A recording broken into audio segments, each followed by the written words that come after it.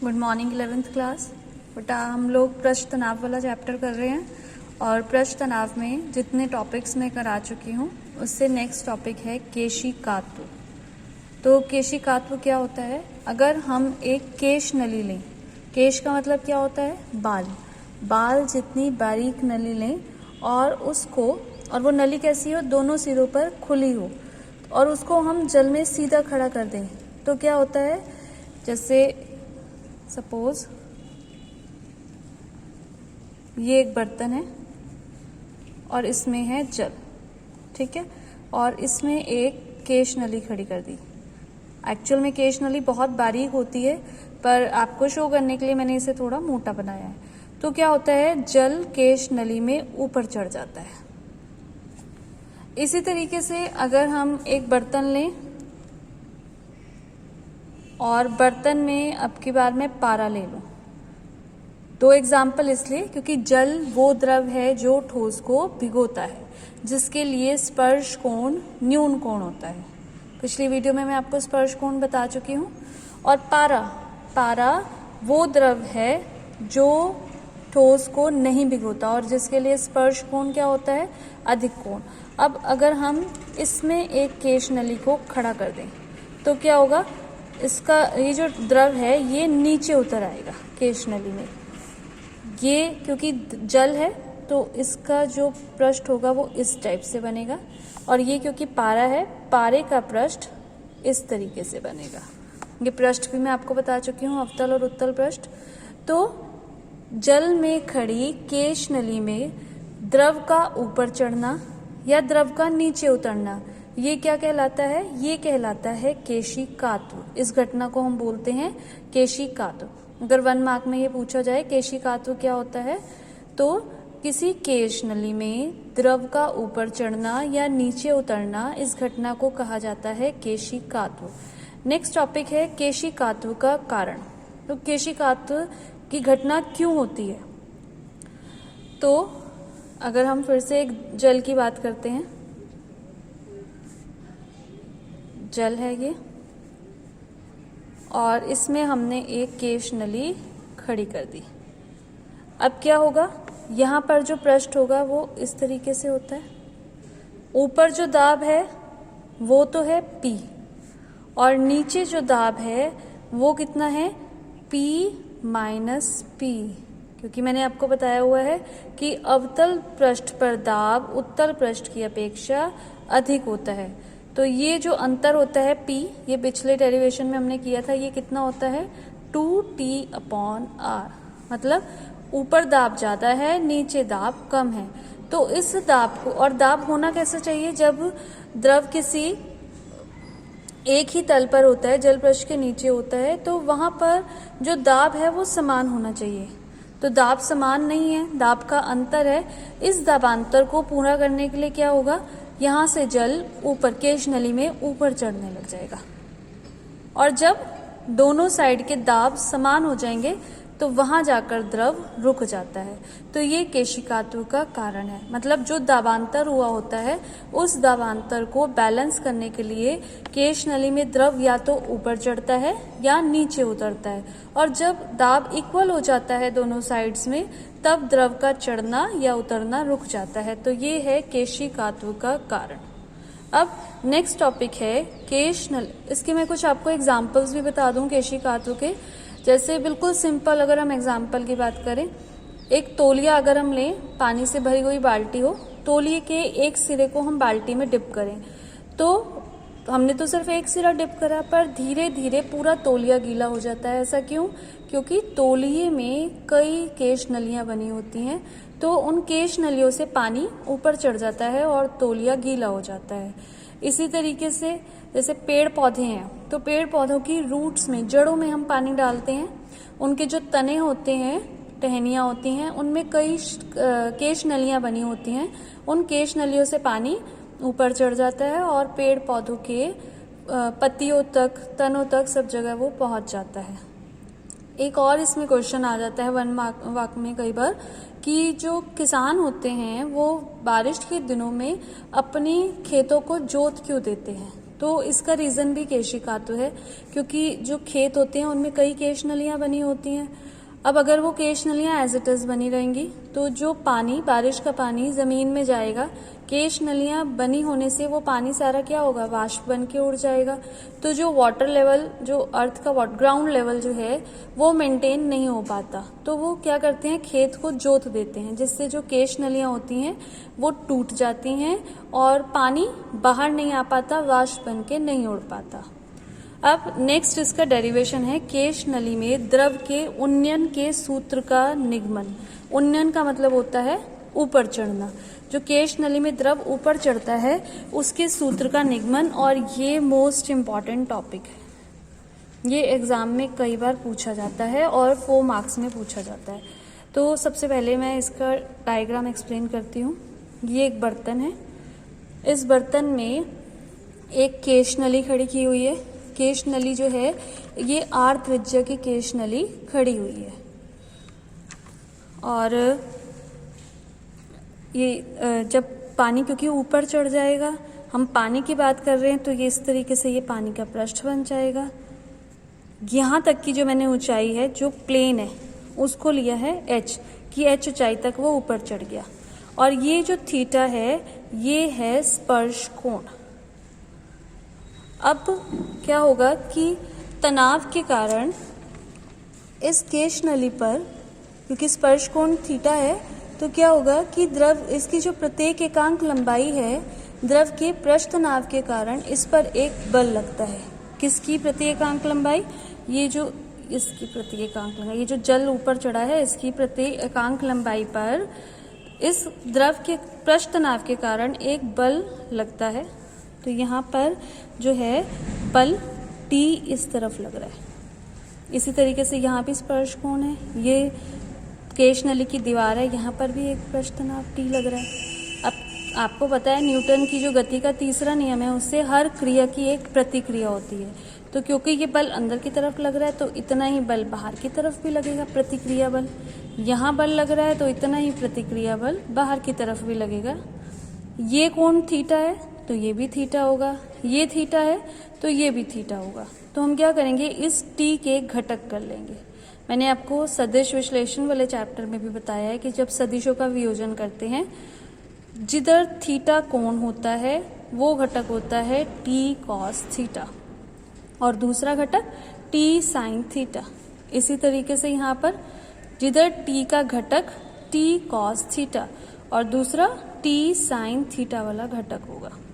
ठीक है, तो ये डायग्राम आपको क्लियर हो गया।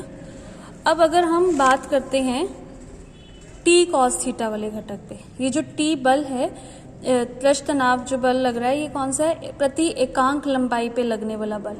और अगर हम इसकी बात करें, ये एक वृत्ताकार शेप में बन जाएगा। अगर हम केश नली को देखेंगे तो ये वृत्त होगा, ये मैंने डॉटेड लाइन से इसे पूरा किया हुआ है।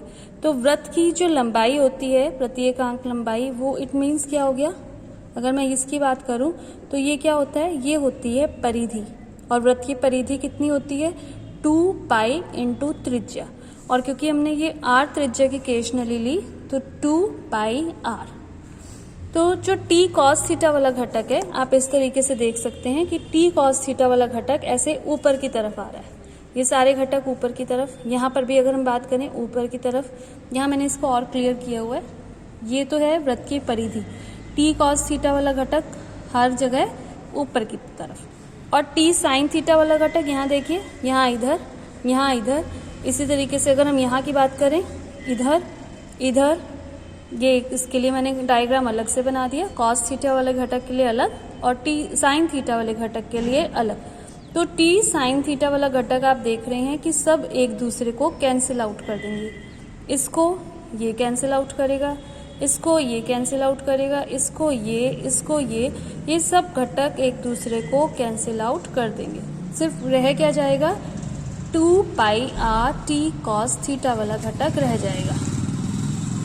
तो T पृष्ठ तनाव जो है वो किसके बराबर होता है? F upon L। F is equal to T into L। T as it is, T का जो हम घटक लेंगे वो T cos थीटा वाला, वो मैंने यहाँ ले लिया, और L जो है वो लंबाई है 2 पाई R। तो T into 2πr cos theta, या हम जिसको 2πr t cos थीटा भी कहते हैं। तो यहाँ पर मैंने वो बल ही लिख दिया 2πr t cos थीटा। अब ये जो बल है, जो 2πr t cos थीटा वाला बल है, ये क्या करेगा, इस केश नली में जो ऊपर की तरफ द्रव चढ़ रहा है, जो पानी ऊपर चढ़ रहा है, उसके भार को संतुलित करेगा, बैलेंस करेगा। कौन सा घटक? टी कॉस थीटा वाला घटक। साइन थीटा वाले घटक तो एक दूसरे को कैंसिल आउट कर देंगे। टी कॉस थीटा वाला जो घटक है वो भार को बैलेंस्ड करेगा। तो भार W इज इक्वल टू किसके होता है? mg। m हमारे पास नहीं है। m द्रव्यमान किसके बराबर होता है? आयतन गुणा घनत्व, v इंटू रो इंटू जी। अब हम इसमें क्या फाइंड आउट करेंगे? हम इसमें v यानी कि आयतन निकालेंगे। हमें आयतन किसका निकालना है? हमें आयतन निकालना है ये जो पानी ऊपर चढ़ा है, इस पानी का आयतन। तो इस डायग्राम को हम कई हिस्सों में ब्रेक करेंगे। यहाँ तक की ऊंचाई तो हमें पता है कि ये है h ऊंचाई। ये बन गया एक बेलन, h ऊंचाई का बेलन। तो इसका आयतन तो निकलेगा बेलन के आयतन वाले फॉर्मूले से, that is pi r square h. और रह कौन सा गया? ये ऊपर वाला रह गया। इसको मैंने एक अलग डायग्राम की शुरू किया है। ये देखिए, ये तो हो गया पाई आर, नीचे जो बेलन बना है जिसको हमने पाई आर स्क्वायर एच कह दिया। अब आपको जो निकालना है वो क्या निकालना है? ए सी डी बी बेलन में जो ये शेडेड एरिया है, यहाँ पर जल है, तो इसको हम कैसे निकालेंगे? अगर मैं ए सी डी बी वाला जो बेलन है, इसके आयतन में से ये आधे गोले का आयतन माइनस कर दूं तो क्या आ जाएगा? इस वाले एरिया का आ जाएगा आयतन। तो अब क्या करेंगे हम? v कैसे निकालेंगे? h ऊंचाई के बेलन में भरे द्रव का आयतन प्लस नवचंद्रक ACDB, इसको चंद्रक बोला नहीं, या जो चांद बन गया वो, ACD में भरे द्रव का आयतन। तो h ऊंचाई का बेलन का जो आयतन है वो है पाई आर स्क्वायर एच, और ACDB में जो द्रव का आयतन है वो क्या है? बेलन ABDC का आयतन, ABDC का आयतन। और उसमें से हमने क्या किया? इस आधे गोले के आयतन को माइनस कर दिया। गोलार्ध मतलब अर्धगोला जो है, और गोलार्ध AEB का आयतन, इसका आयतन तो पाई आर स्क्वायर एच है, प्लस ABDC का आयतन कितना है बेलन का? पाई आर स्क्वायर एच होता है, पर ये वाले बेलन के लिए जो h है वो कितनी है? वो भी आर ही है, तो pi r square into are. और अर्धगोले का आयतन होता है 2/3 पाई आर क्यूब। पूरे गोले का होता है 4/3, और आधे गोले का 4/3 को 2 से डिवाइड करेंगे तो 2/3 पाई आर क्यूब। तो pi r square h, pi r cube ये हो गया, 2/3 पाई आर क्यूब ये हो गया। तो पाई आर क्यूब में से जब 2/3 पाई आर क्यूब माइनस करेंगे, जब हम 1 में से 2/3 माइनस करते हैं तो क्या बचता है? 1/3 बचता है ना। तो 1/3 pi r cube, pi r square h plus 1/3 pi r cube. इसमें से पाई कॉमन आ सकता है, आर स्क्वायर कॉमन आ सकता है। अंदर क्या बचेगा? यहाँ बचा h, और यहाँ बचा एक r यहाँ पर बचा, और 3 h प्लस r/3। अब ये हमारे पास क्या निकला? v आयतन, और हमें निकालना क्या है? भार। तो साथ में आयतन को हम क्या करेंगे? रो और जी से मल्टीप्लाई कर देंगे। भार mg इज इक्वल टू, ये तो आया आयतन और साथ में रो जी। तो बैलेंस्ड की अवस्था, साम्य अवस्था का मतलब बैलेंस्ड अवस्था में क्या होगा? जो पृष्ठ तनाव से बल लग रहा है वो बल क्या करेगा? जो केश नली में द्रव चढ़ रहा है उसके भार को बैलेंस करेगा। वो बल अभी हमने निकाला था पीछे, 2πr t cos थीटा। यहाँ पे मैंने इक्वेशन की नंबरिंग नहीं करी, आप लोग अपने अकॉर्डिंग इसकी नंबरिंग भी कर लेना तो आपको इजी हो जाएगा। और तो बल तो था 2πr t cos थीटा, एक बार दिखा देती हूँ फिर से, 2πr t cos थीटा। और ये किसको बैलेंस करेगा? केश नली में चढ़े हुए द्रव के भार को, जो हमारे पास कितना आया? Pi r square h plus r/3 रो जी। पाई से पाई कैंसिल आउट, आर, ये आर जो है एक आर स्क्वायर में से आर को कैंसिल आउट कर देगा, तो टी कितना बचा? आर, यहाँ से एक आर बचा, एच प्लस r/3 रो जी, और ये 2 cos थीटा भी यहीं आ जाएगा। अब क्योंकि जो अगर हम केशनली देखें, यहाँ पर आप देख रहे होंगे कि H जो है केशनली बहुत बारीक होती है, R के कंपैरिजन में बहुत ज़्यादा है। तो R के कंपैरिजन में अगर H ज़्यादा है तो R/3 तो और छोटा होगा। H is very very greater than R/3। तो R/3 को हम क्या करेंगे, नेग्लेक्ट कर देंगे, उसको छोड़ देंगे। तो क्या बचा, T is equal to RH rho g upon 2 cos theta. और हमें निकालना क्या है, द्रव के उन्नयन का सूत्र, हाइट के लिए सूत्र निकालना है। यहाँ से हम H के लिए फॉर्मूला निकाल लेंगे। H क्या हो जाएगा, ये ऊपर जाएगा 2T cos theta upon R rho g. H is equal to 2T cos theta upon R rho g. ये डेरिवेशन है मोस्ट इम्पॉर्टेंट। अब इससे हमें कुछ रिजल्ट्स मिले। सबसे पहला कि अगर cos थीटा जो है, थीटा का मान जो है वो 90 डिग्री से कम हो। थीटा क्या है, स्पर्श कोण। अगर स्पर्श कोण 90 डिग्री से कम हो तो cos थीटा का मान क्या होता है, 90 से कम में पॉजिटिव मान होता है। तो cos थीटा पॉजिटिव होगा। cos थीटा पॉजिटिव तो H भी पॉजिटिव। इट मीन्स द्रव ऊपर चढ़ेगा।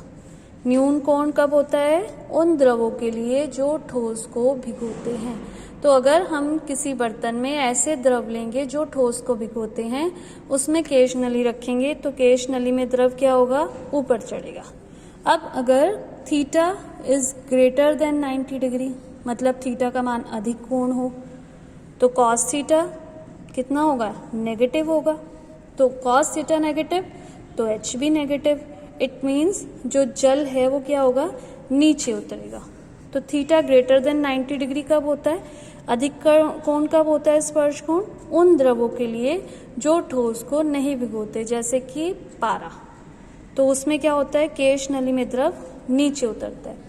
एक और केस, अगर थीटा 90 हो, थीटा 90 तो cos 90 का मान क्या होता है, cos 90 का मान होता है 0।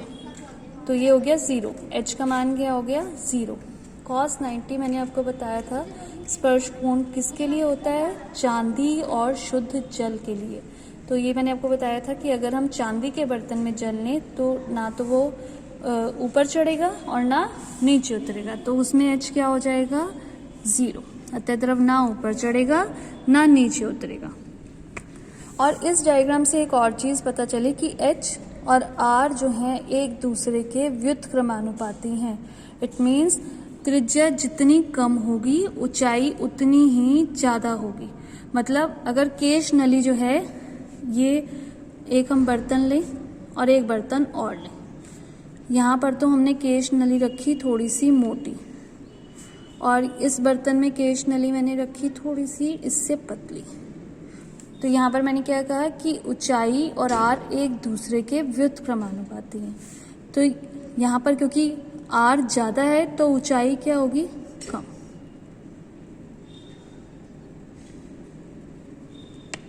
और यहाँ पर क्योंकि R कम है तो ऊंचाई क्या होगी, पहले के कंपैरिजन में ज़्यादा। मतलब जितनी पतली केश नली होती है उतना ही ज़्यादा ऊपर द्रव जाता है। द्रव की हाइट जो है वो उतनी ही ज़्यादा होगी। अब इसके बाद ये चैप्टर आपका ख़त्म। एक एक्सपेरिमेंट आपको दिया हुआ है बुक में, वो एक्सपेरिमेंट आपको नहीं करना, वो एग्ज़ाम में नहीं आता।